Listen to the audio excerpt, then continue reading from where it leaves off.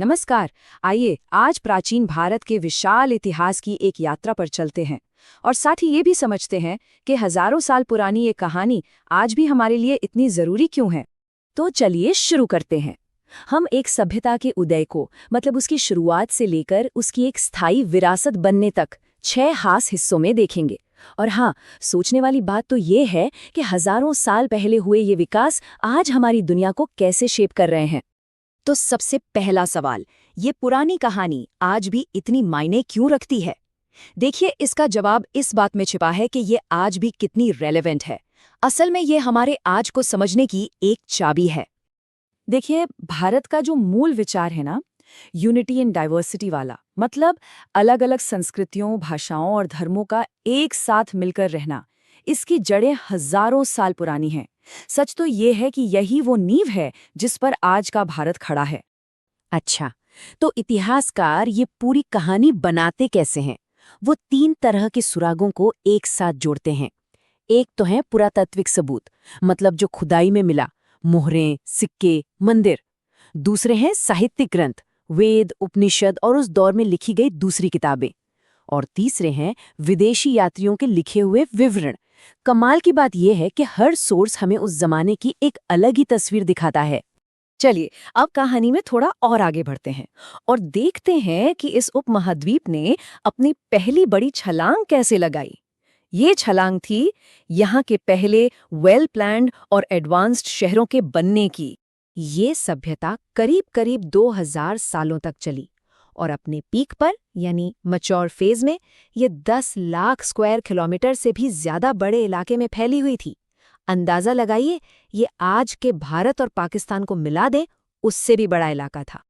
अब जरा यहाँ देखिए, सबसे हैरान करने वाली बात है इनका लेवल ऑफ ऑर्गेनाइजेशन। ये शहर ऐसे ही नहीं बस गए थे, नहीं, ये एक सोची समझी सेंट्रलाइज्ड प्लानिंग का नतीजा थे। इतनी प्लानिंग कि हर ईंट का साइज तक फिक्स था। और यहीं पर हड़प्पा संस्कृति का सबसे बड़ा रहस्य सामने आता है। इतना ऑर्गेनाइज्ड समाज, लेकिन कोई महल नहीं, कोई राजा का सबूत नहीं। तो फिर इन्हें चला कौन रहा था? ये सवाल आज भी एक पहेली है, एक ऐसी पहेली जिसने इतिहासकारों को सालों से उलझा रखा है। जब सिंधु घाटी के शहर खत्म हो गए, तो उसके बाद एक बिल्कुल नए समाज का उदय हुआ। इसने कल्चर, इकोनॉमी, सोशल स्ट्रक्चर सब कुछ बदल दिया। और इसी के साथ इस उपमहाद्वीप के इतिहास में एक नया चैप्टर शुरू हुआ। तो सबसे जरूरी बात जो समझने वाली है वो है ये शिफ्ट। एक ऐसा समाज जो पहले जानवरों को पालता था और घूमता रहता था, अब वो एक जगह बसकर खेती करने लगा था। और यही वो बड़ा बदलाव था जिसने आगे चलकर बड़े बड़े राज्यों और साम्राज्यों के लिए जमीन तैयार की। उत्तर वैदिक काल में लोहे के औजार आ गए, जिससे खेती में एक तरह की क्रांति हुई। पैदावार इतनी बढ़ी कि जरूरत से ज्यादा अनाज होने लगा, जिसे हम एग्रीकल्चरल सरप्लस कहते हैं। इसी एक्स्ट्रा अनाज और सामाजिक बदलावों की वजह से नए नए राज्य और नए नए फिलॉसफिकल आइडियाज का जैसे एक सैलाब सा आ गया। तो करीब 600 बीसी के आसपास इस पूरे उपमहाद्वीप में 16 ताकतवर राज्य उभरकर सामने आए। इन्हें ही महाजनपद कहा जाता है। इनमें से कुछ में राजा का शासन था, तो कुछ रिपब्लिक्स यानी गणराज्य थे। और यहीं से भारत में पॉलिटिकल ऑर्गेनाइजेशन के एक नए दौर की शुरुआत हुई। और इन 16 महाजनपदों में से एक, मगध, सबसे ज्यादा ताकतवर बनकर उभरा। क्यों? क्योंकि उसके पास लोहे के भंडार थे, गंगा नदी का रणनीतिक फायदा था और बहुत एम्बिशियस शासक थे। और यहीं से भारत के पहले महान साम्राज्य का रास्ता खुला। एक ऐसा साम्राज्य जिसने पूरे सब कॉन्टिनेंट का नक्शा ही बदल डाला। ये वही दौर था जब जैन धर्म और बौद्ध धर्म भी सामने आए।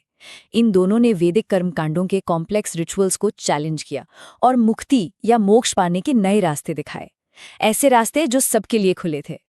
अब चलते हैं इस पॉलिटिकल एवोल्यूशन के सबसे ऊंचे मुकाम पर, जिसकी नींव महाजनपदों ने रखी थी। ये वो दौर था जब विशाल सेंट्रलाइज्ड एम्पायर्स बने और इन्हीं साम्राज्यों ने पहली बार भारत को राजनीतिक तौर पर एक किया। मौर्य साम्राज्य अपने चरम पर पहुंचा सम्राट अशोक के समय में, लेकिन एक बहुत ही भयानक युद्ध हुआ, कलिंग का युद्ध, और उस युद्ध ने अशोक को अंदर तक बदल दिया। इसके बाद उनकी पूरी की पूरी पॉलिसी ही बदल गई और उनका शासन हमेशा के लिए एक नई दिशा में मुड़ गया। अशोक ने फैसला किया कि वो अब युद्ध से नहीं बल्कि धम्म से जीतेंगे।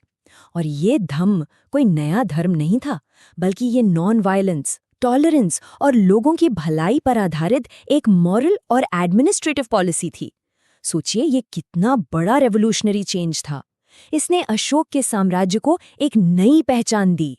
फिर सदियों बाद आया गुप्त साम्राज्य का दौर, जिसे भारत का स्वर्ण युग या गोल्डन एज भी कहते हैं। ये वो समय था जब साइंस और कल्चर में बेमिसाल तरक्की हुई। जीरो का आविष्कार, डेसिमल सिस्टम, ये सब इसी दौर की देन है।